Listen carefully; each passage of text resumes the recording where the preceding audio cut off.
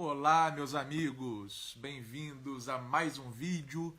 Eu sou o Pedro Quintão e neste momento eu vou compartilhar com você a santa, eterna, gloriosa Palavra de Deus. Nada melhor do que nós nos alimentarmos dessa palavra que é a verdade em meio a um mundo de mentiras, em meio a um contexto no qual nós vivemos de meias verdades. Então, a Bíblia é a nossa fonte segura em meio a incertezas, em meio a desesperança, a contextos onde impera a falta de alegria, a ausência de paz.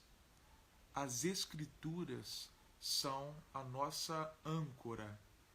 Como disse o nosso próprio Senhor Jesus Cristo: céus e terra passarão, mas as minhas palavras jamais passarão.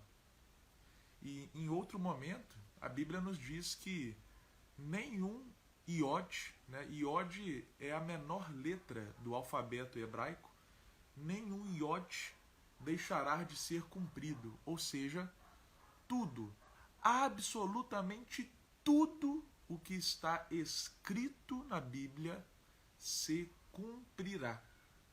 Como dizem, né? A Bíblia é o maior spoiler do século XXI, porque nós já sabemos o final da história.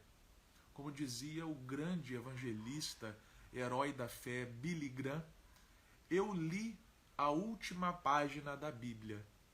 Tudo vai acabar bem. Ou seja, a Bíblia já nos conta o que vai acontecer no futuro. A Bíblia já nos relata o final da história. E o final da história é que Jesus não apenas vai vencer, Jesus é vitorioso.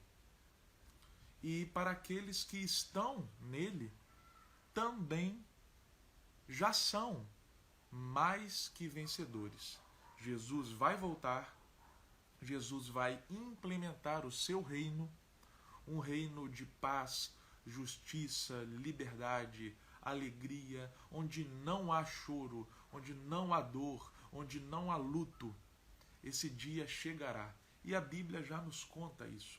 Por isso, antes de entrar no tema propriamente dito deste vídeo, eu encorajo a você a ler a sua Bíblia. Leia a Bíblia. Não apenas deixe a sua Bíblia aberta no Salmo 23 ou no Salmo 91. Não apenas tenha a sua Bíblia como um amuleto da sorte. Não apenas tenha a sua Bíblia encostada em alguma estante, pegando poeira. Não. Se alimente dessa palavra. A Bíblia foi feita para ser manuseada, para ser esmiuçada. A Bíblia foi feita não para servir ali como uma joia rara que fica ali intocável. Não. A Bíblia foi feita para você carregar ela contigo, para você ler ela, né?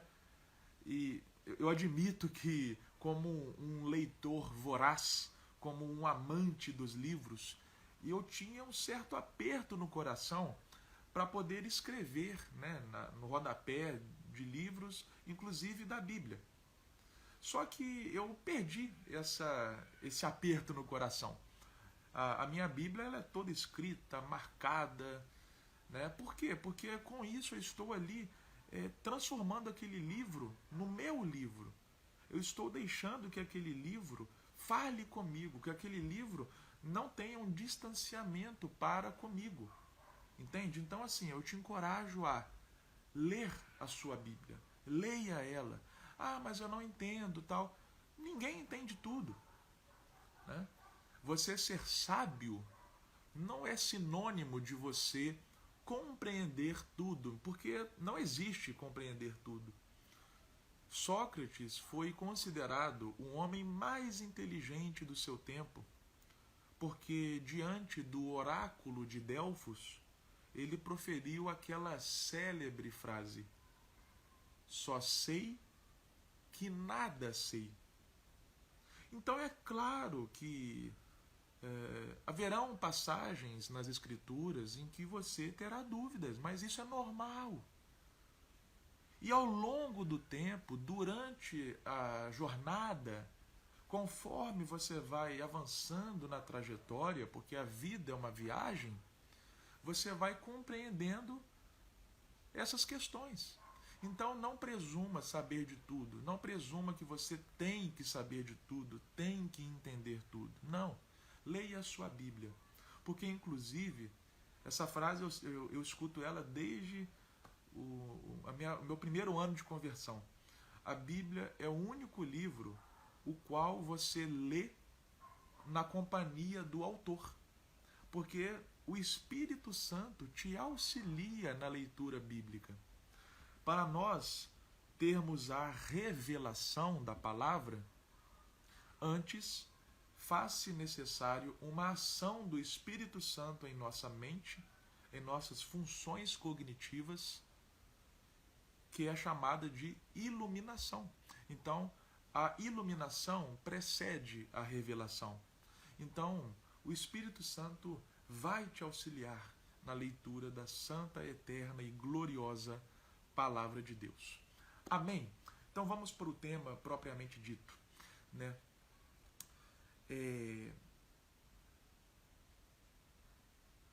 Muitas pessoas desistem ao longo do caminho.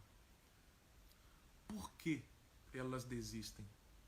Bom, os motivos são variados. Decepções, frustrações, falta de ânimo, motivação. Então chega dado um momento que o indivíduo fala: quer saber? Isso aqui não é para mim. Eu vou jogar a toalha, eu vou pendurar as chuteiras. Principalmente nesta era na qual as questões emocionais são muito incisivas, muitas pessoas deixam seus projetos, os seus sonhos, porque nós sabemos, e eu falo isso de primeira mão para vocês, porque eu também vivenciei essas questões emocionais de maneira aguda. A questão de deixar projetos, sonhos para trás, há uma trava na pessoa e muitas vezes ela não consegue prosseguir. Muitas vezes a única saída que se apresenta é desistir. E isso não é fraqueza, isso não é falta de Deus, isso não é nada do que muitas frases prontas e de efeito, porventura, falem, né? E um homem chamado Pedro também desistiu. Um homem chamado Pedro também deixou os seus sonhos. Um homem chamado Pedro também abriu mão dos seus projetos. Vamos ver essa história lá no capítulo 21 do Evangelho de João.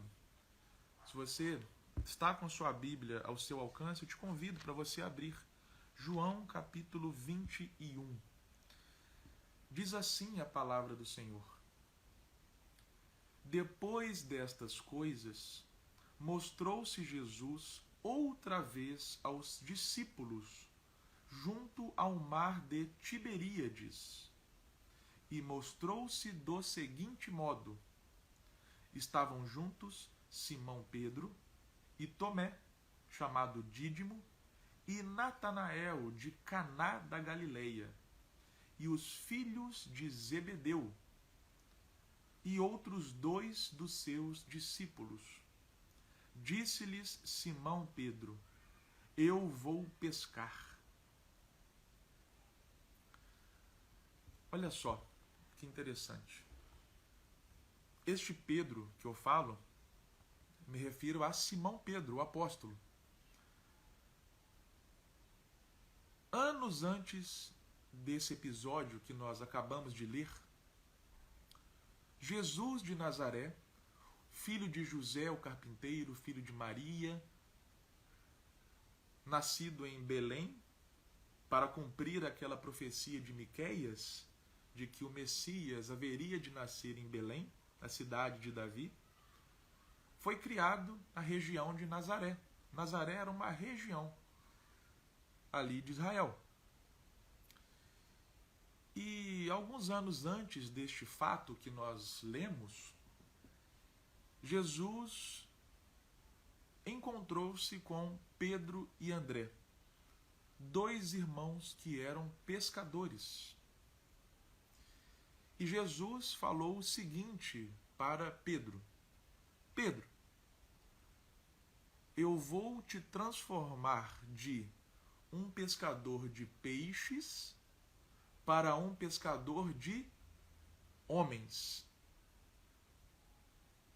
E aí a Bíblia conta que Pedro largou as redes, largou o barco, largou o ramo da pescaria e foi seguir a Jesus.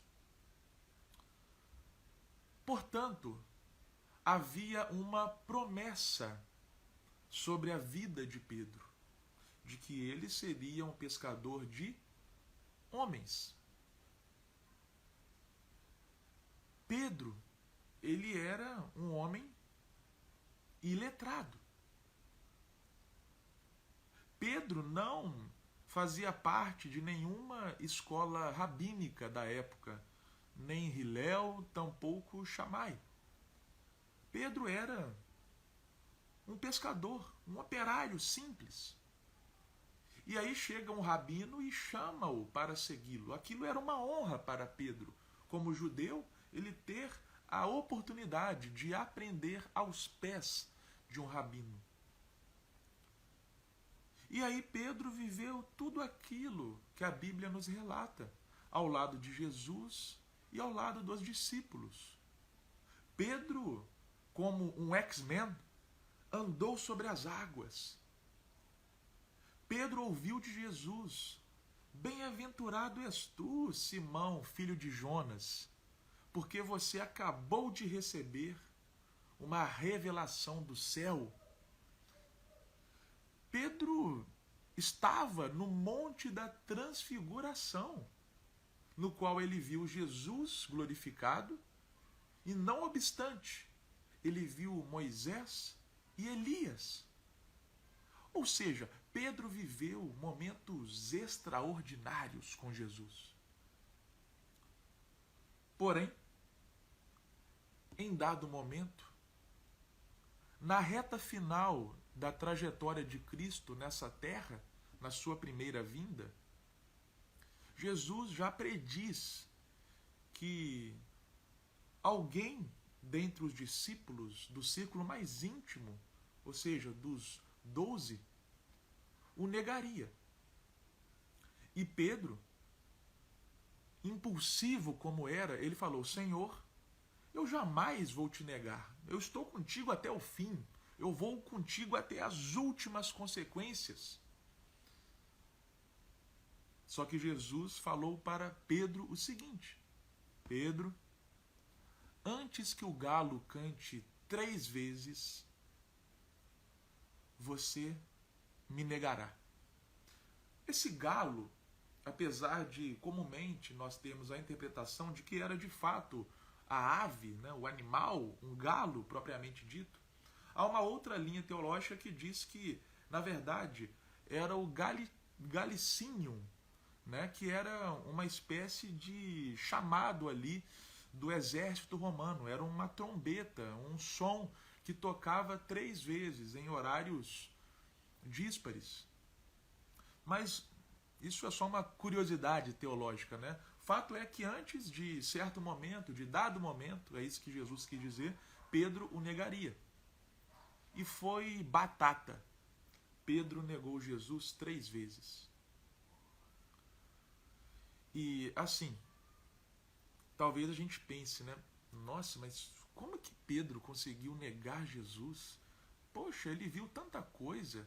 Ele viu os milagres, ele viu a multiplicação dos pães, sabe? Ele viu Jesus glorificado, ele viu Jesus curar cegos, coxos, endemoniados, enfim. Pedro viu de tudo um pouco. Como que ele conseguiu ainda negar Jesus? Como que Pedro conseguiu duvidar? Mas aí a gente tem que entrar no texto, né? Ao ler a Bíblia, meus amigos, uma técnica muito bacana é nós entrarmos no texto. O que significa entrar no texto? Significa levar em consideração diversos fatores como a cultura, o contexto, a visão dos personagens do texto. Porque é o seguinte, a expectativa do Messias já era algo presente na cultura judaica. O povo judeu esperava um Messias. Para quê? Quem era esse Messias? Bom, o Messias seria alguém, um líder guerreiro, que se assentaria no trono de Davi.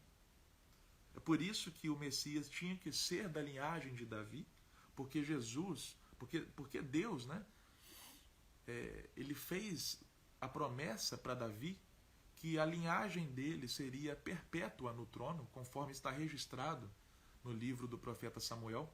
Então o Messias tinha que ser da linhagem de Davi por conta dessa promessa.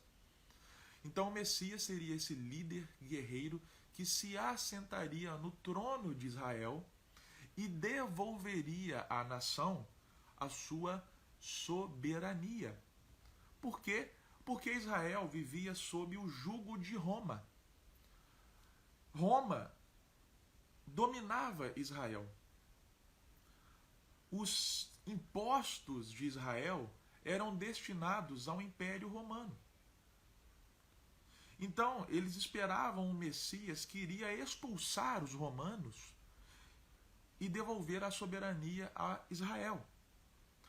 Aí você imagina só, Pedro, como um judeu que tinha essa expectativa messiânica, ele viveu ao lado de Jesus, entendendo que ele era esse Messias esperado. De repente, ele vê o suposto Messias sendo condenado à crucificação, sendo que a crucificação era uma pena judicial da época, assim como fora a cadeira elétrica, a forca. A cruz era uma pena, era a pena de morte, e ia para a cruz condenados pelo Império Romano. Então Jesus ali foi tratado como um detrator. E aí você imagina a cabeça de Pedro, que esperava um Messias, líder guerreiro, que se assentaria no trono de Davi e devolveria a soberania a Israel. Agora ele estava condenado, agora ele estava pendurado no madeiro, humilhado, espancado, até o seu limite físico. Na cabeça de Pedro, ele pensou certamente, acabou. Game over. Aquele sonho que nós tínhamos do Messias nos dar a libertação foi por água abaixo. É por isso que nós lemos aqui em João 21 que Pedro voltou a pescar. Pedro voltou às antigas práticas. Pedro voltou a fazer o que ele fazia antes de conhecer a Jesus. Lembra, como eu disse, que Jesus falou para Pedro: ei, Pedro, larga as redes, eu tenho algo para você. Agora Pedro voltou a pegar as redes.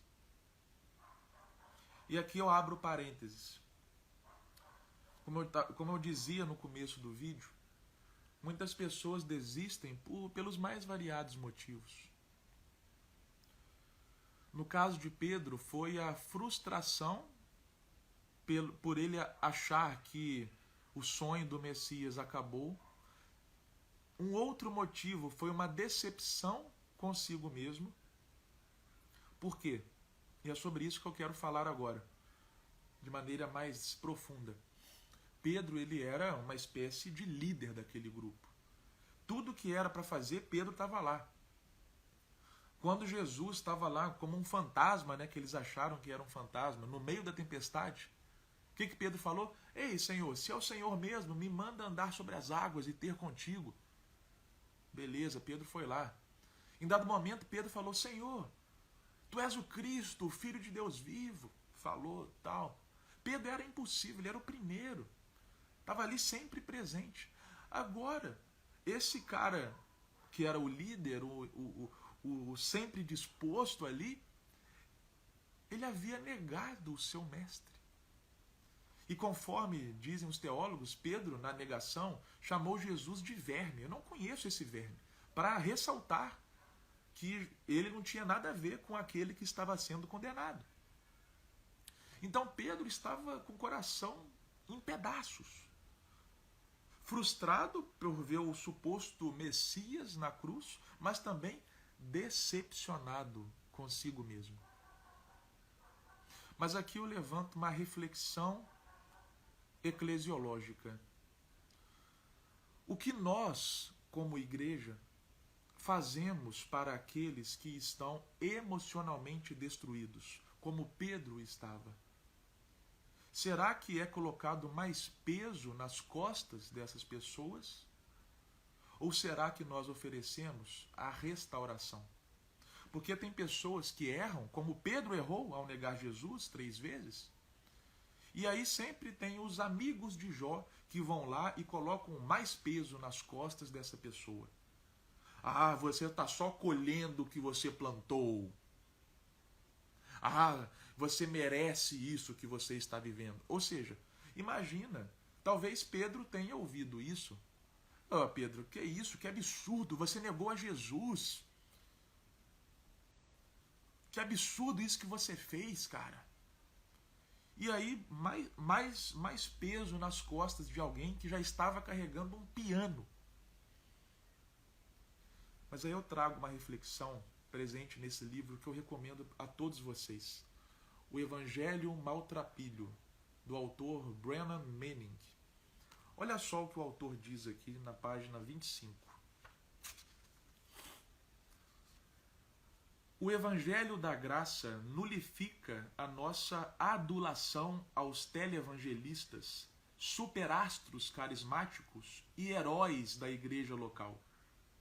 Ele oblitera a teoria de 2 classes de cidadania que opera em muitas igrejas americanas, pois a graça proclama a assombrosa verdade de que tudo é de presente. Tudo de bom é nosso não por direito, mas meramente pela liberalidade de um Deus gracioso.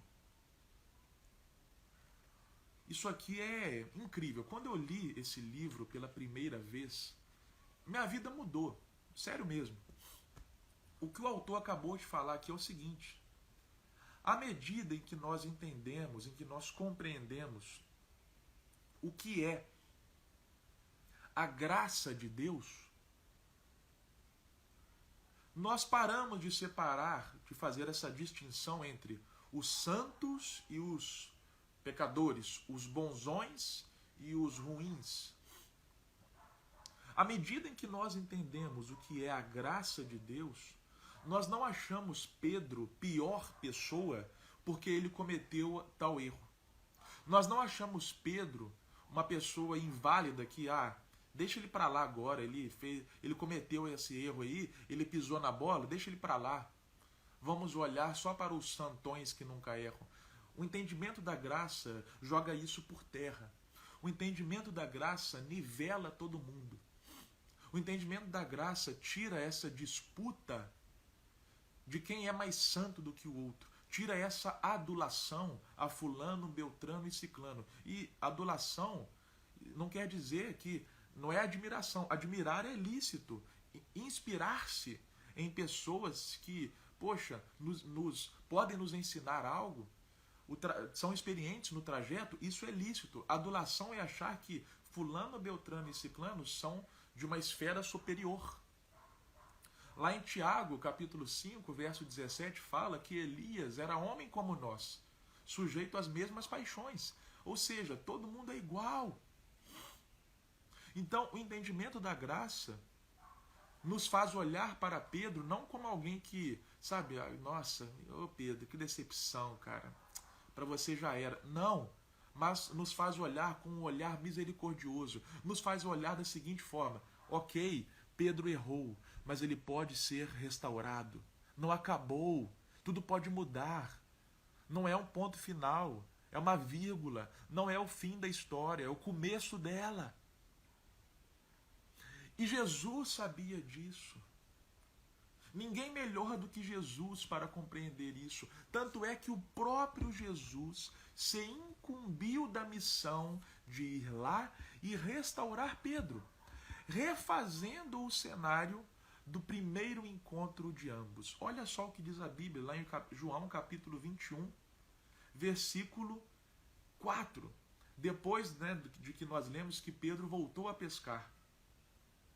Mas, vindo amanhã, Jesus ficou na praia, mas os discípulos não sabiam que era Jesus. Então disse-lhes Jesus: Filhos, tendes algum alimento? Eles responderam: Não. E ele lhes disse: Lançai a rede ao lado direito do barco, e achareis. Lançaram-na, portanto, e eles não eram capazes de puxá-la por causa da quantidade de peixes.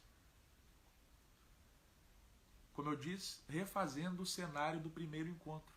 Porque na primeira vez que Jesus se encontrou com Pedro, foi a mesma coisa. Foi o episódio da pesca milagrosa, em que Pedro e André não estavam conseguindo pegar um peixinho sequer.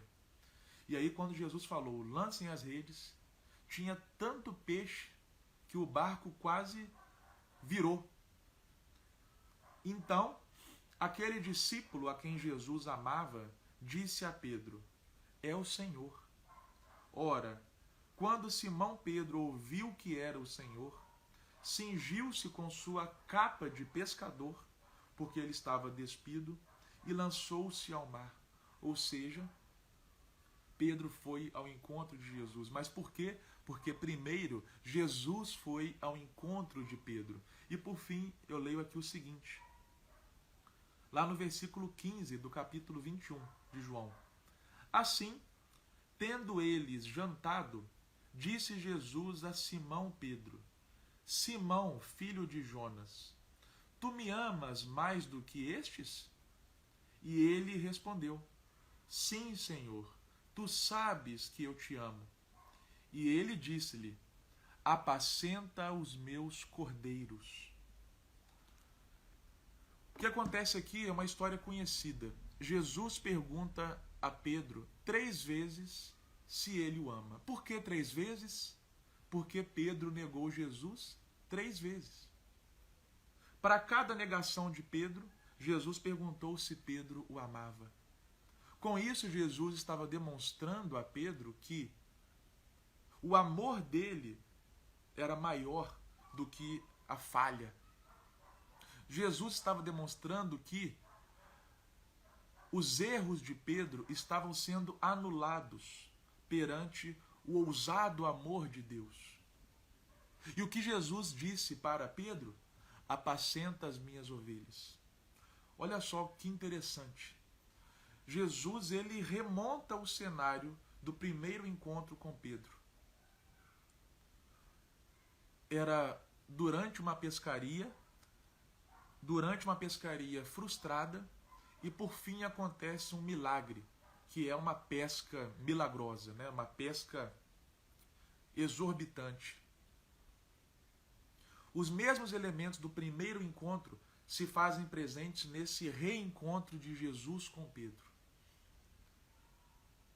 Para lembrar a Pedro, para dar a Pedro um gatilho mental do que ele já tinha experimentado com Deus. E por fim Jesus pergunta a Pedro se ele o ama e fala: apacenta as minhas ovelhas. O que Jesus fez nesse momento foi relembrar a Pedro a promessa que havia sobre a sua vida. Lembra do que eu disse?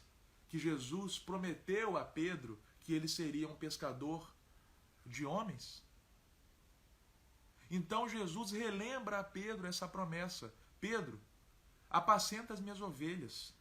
Pedro, você tem um chamado, você tem uma promessa, você vai ser pescador de homens. Há ovelhas as quais serão impactadas pela sua vida. Pedro, não desista, porque há pessoas que precisam de você. Era isso que Jesus estava dizendo para Pedro. Pedro, não volte a pescar, não largue o seu chamado, não desista do seu propósito, da sua missão. Porque eu tenho uma promessa sobre a sua vida e a promessa ainda está de pé. Ei, muita gente acha que as promessas de Deus, elas se anulam por causa das falhas, por causa dos erros. Nada disso. Você acha que Deus não sabia que você ia errar? A Bíblia diz lá em Daniel que Deus já predeterminou os tempos e as estações. Não há uma folha sequer que cai da árvore ou um rei que se assenta no trono que não seja a vontade de Deus. Então você acha mesmo que ele não sabia que você ia errar? Você acha que o seu erro pegou Jesus de surpresa? Você acha que o erro de Adão e Eva deram um baque em Deus? Ai, eu não sabia, Adão e Eva, que vocês iam errar. Se fosse surpresa, a Bíblia não diria para nós, lá em Apocalipse, capítulo 13, versículo 8, que o cordeiro foi imolado desde antes da fundação do mundo. Em outras palavras, Jesus e a cruz já estavam predestinados a acontecer, não apenas antes de Adão e Eva comerem do fruto proibido, mas antes do mundo existir, do universo existir. Então Deus não é pego de surpresa pelos meus e os seus erros. Ô Deivão, meu amigo, muito obrigado aí, cara. Um forte abraço para você. Você entende isso? Então, a promessa que Jesus fez a Pedro não se anulou por causa da negação de Pedro. Ainda estava de pé. Jesus falou: Pedro, apacenta as minhas ovelhas. Meu irmão, 2 milênios depois, praticamente, nós estamos aqui falando de Pedro, o pescador. Mas por que nós estamos falando de Pedro? Porque ele não desistiu. Se nós estamos falando de Pedro, é porque a vida de Pedro não apenas nos impactou, mas nos impacta até hoje. Pedro foi essencial para a história da igreja. Ele foi uma figura central na igreja apostólica e na continuidade que a igreja teria ao longo dos séculos. Quantas pessoas não foram impactadas por Pedro? A Bíblia diz lá no livro de Atos que cerca de 3.000 almas se converteram mediante a pregação de Pedro. A Bíblia diz que a sombra de Pedro curava enfermos. Se Pedro tivesse desistido, nada disso teria ocorrido. Se Pedro tivesse desistido, a história da igreja seria outra.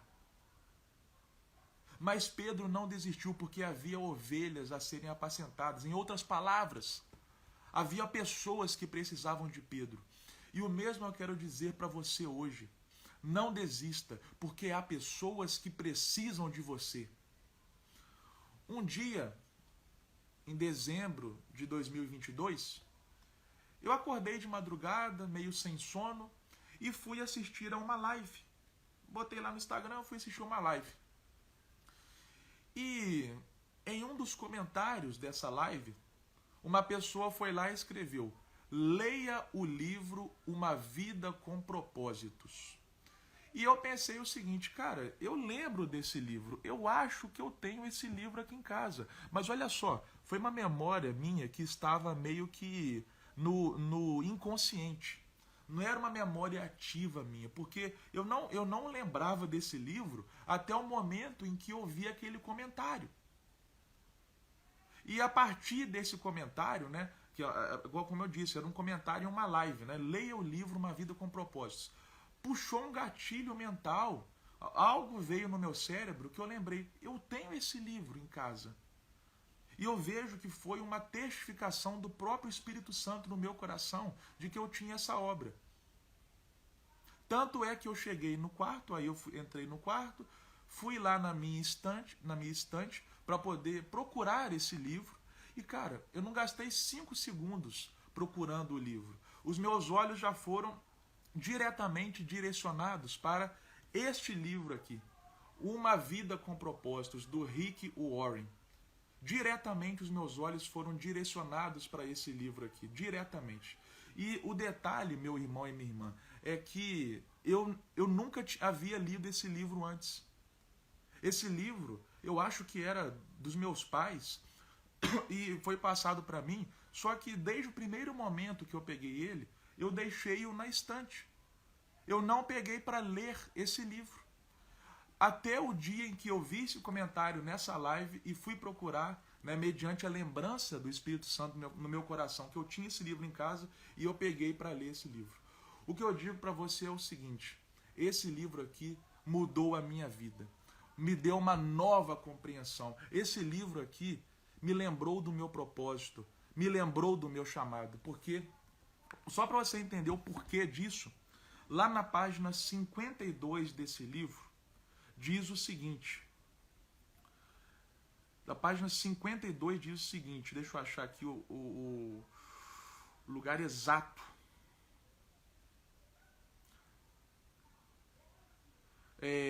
Tudo, em primeiro lugar, creia. Creia que Deus o ama e o criou para seus propósitos.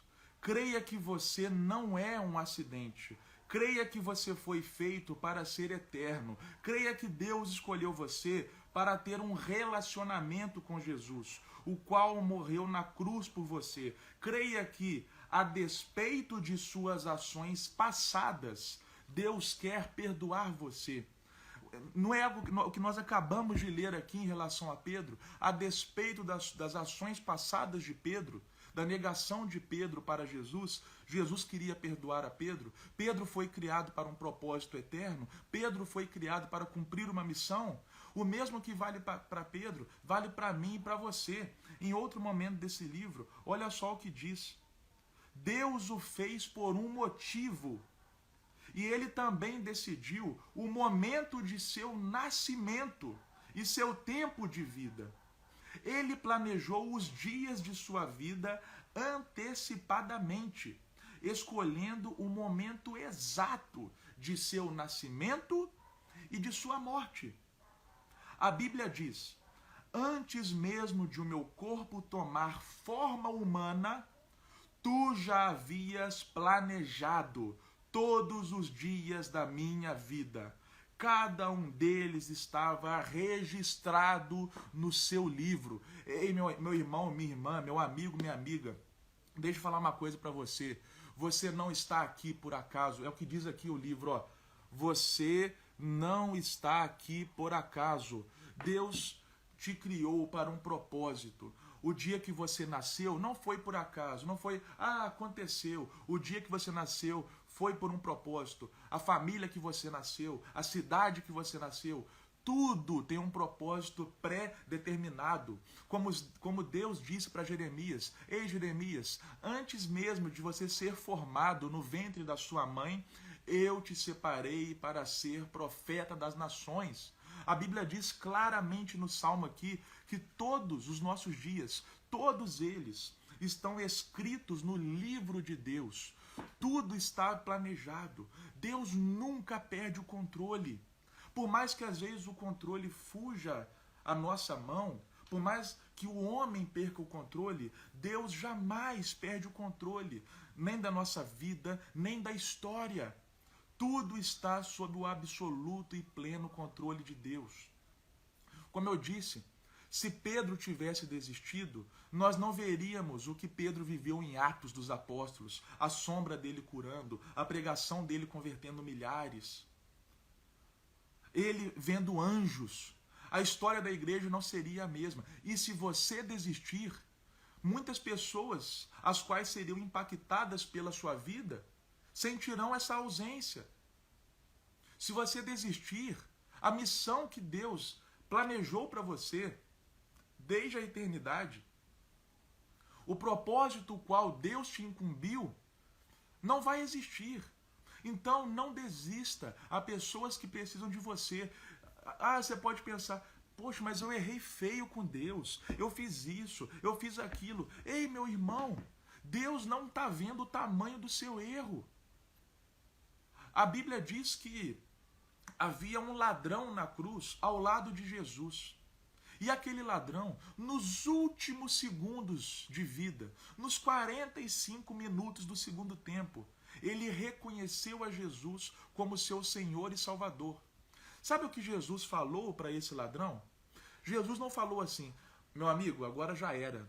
Agora já é tarde demais. Você passou a vida inteira longe de mim. Agora não adianta, nos momentos finais, você se arrepender. Não! Jesus olhou para aquele ladrão e falou assim, hoje mesmo você estará comigo no paraíso. Deus não está vendo quanto tempo você ficou longe dele. Deus não está vendo o tamanho do seu pecado. Não! Você está respirando? Então há tempo de se arrepender, há tempo de voltar para ele.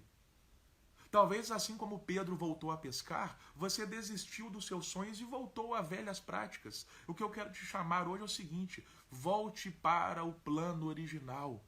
Deus tem um plano para você e esse plano nasceu no céu. Esse plano que Deus tem para a sua vida é desde antes de você nascer. Todos os seus dias estão escritos no livro de Deus. Agora se posicione. Volte para o centro da vontade de Deus. Volte para o plano original. Deus tem uma vida extraordinária para você.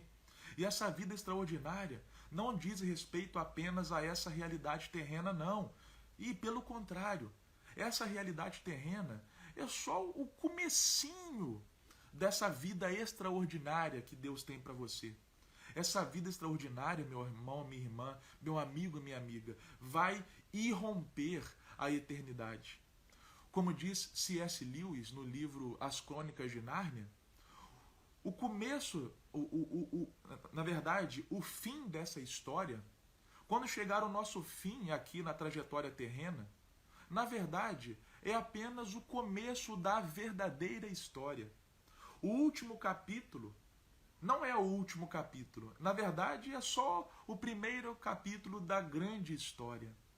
O que Deus tem para você não tem fim, é eterno. Então, eu te convido hoje a voltar para o plano original, a voltar para o centro da vontade de Deus. Como eu disse, não importa o que você fez, não importa quanto tempo você ficou longe, não importa, apenas volte.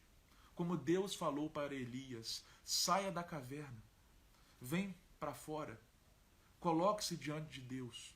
E assim como Jesus relembrou a Pedro as promessas que haviam sobre a vida de Pedro, promessas essas que nunca foram anuladas, promessas essas que os erros de Pedro não anularam, Jesus te relembra hoje das promessas que ele tem para você.